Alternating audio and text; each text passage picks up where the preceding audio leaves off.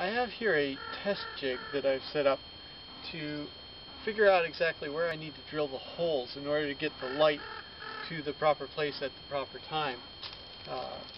Pretty much what this is a box with a washer. I'm letting light from the sun pass through the hole of the washer to a piece of paper that I've set up in the back of this. And every 15 minutes, which is the increments that my clock will have, I'm coming here and I'm tracing a little circle. Here is the piece of paper that I've been tracing the sunspots on. In the real deal, I'll have the top of this box closed, but I have it open right now so I can just reach in and quickly draw. As you can see, right now the sunspots are starting to overlap, but earlier in the morning they were not, and so I think what I'm going to end up doing is I'm going to have an angled piece or a curved piece that is in here. I'm about to start to create the camera obscura or light collector part of my solar clock, and I have laid out here the bottom part of the box that will hold the collector and all of the fiber optics. The point of the box is to keep as much sunlight as I can away from the acrylic rods.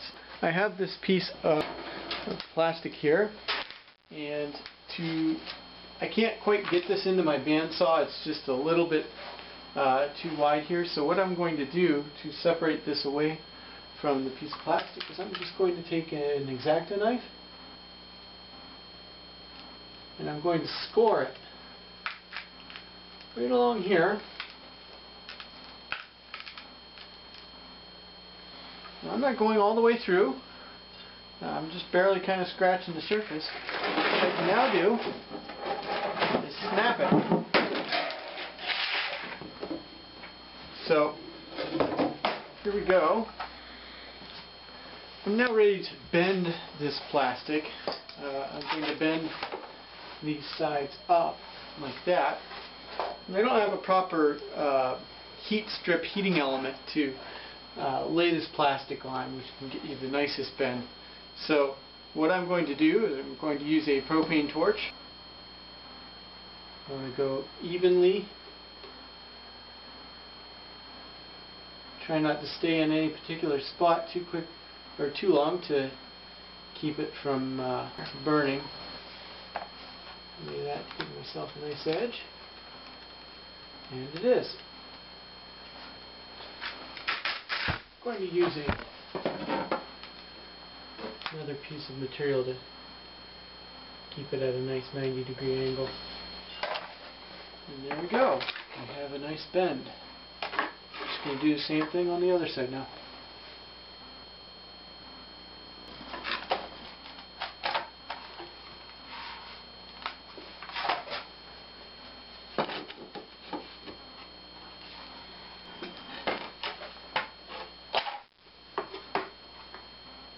We have it. This piece is going to hinge like that.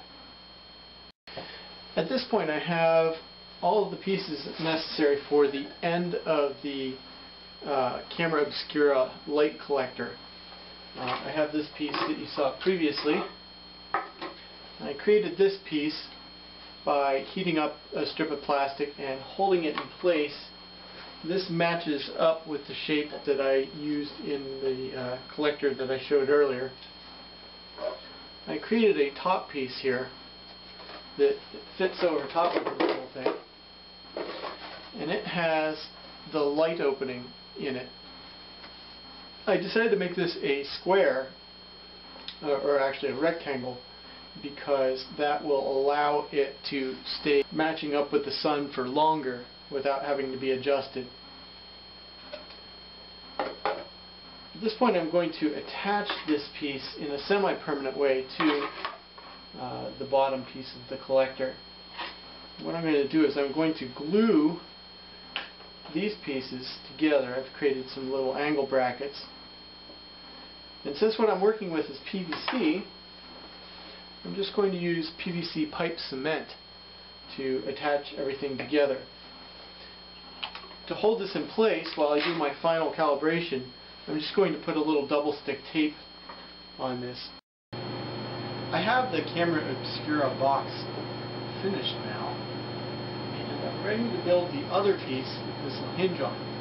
What I've done is I have mounted, or I've built this out of cardboard because it kind of has a complex shape. And I wanted to make sure I did it with something that was inexpensive at first before making the real deal.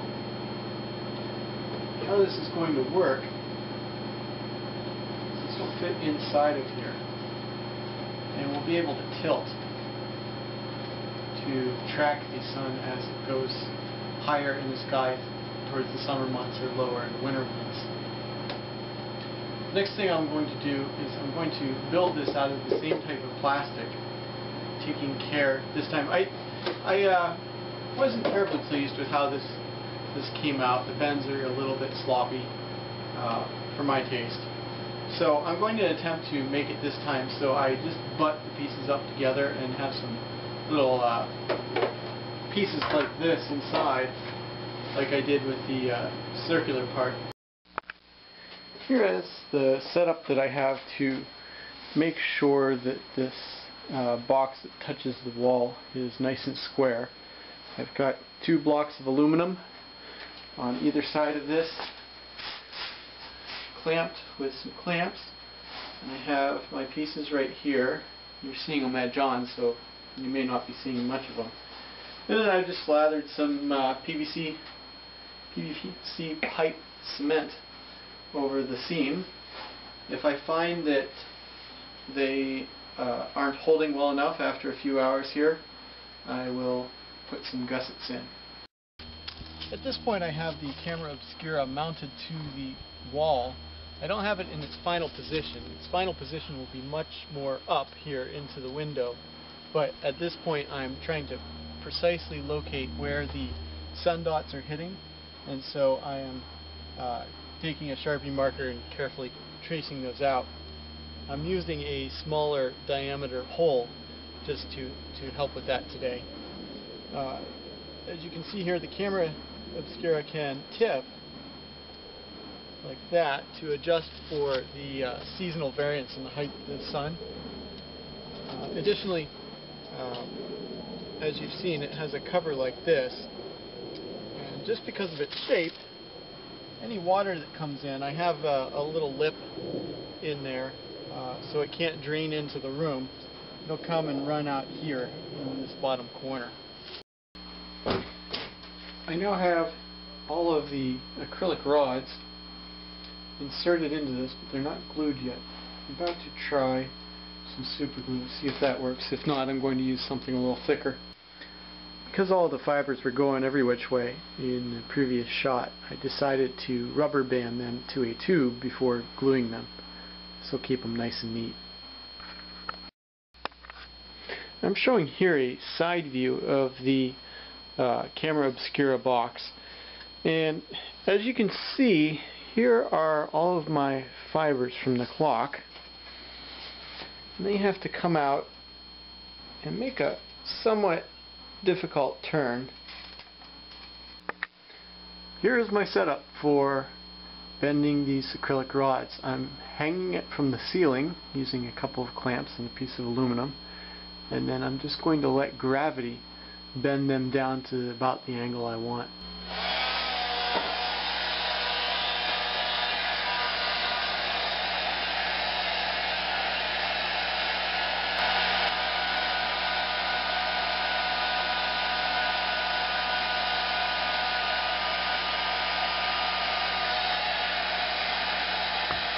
Right, at this point I have all of the fibers aimed roughly in the right direction, and the next step is to actually mount the clock to the part that will sit inside of the window.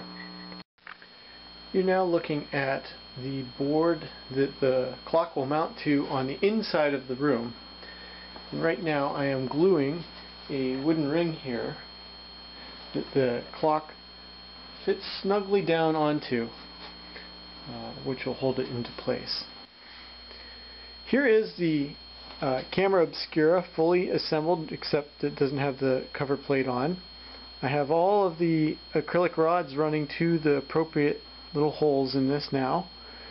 I had a bit of an aha moment when I realized, oh my gosh, all these fibers are coming and they're twisting essentially to get to where they go, because they're just on complete opposite sides, the way that the clock dial is and the way the sun moves.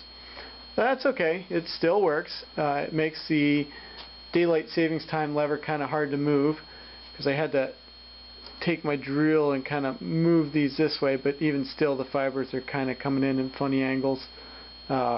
Makes it a little bit tricky. The original intent was to oversize these holes slightly so that they can twist freely when I rotate that daylight savings time lever. Next up, I'll take a red LED and run it behind these so you can just see a simulation of what it'll look like when the sun is hitting it. So here we go. This is simulating the sun moving across the different fibers.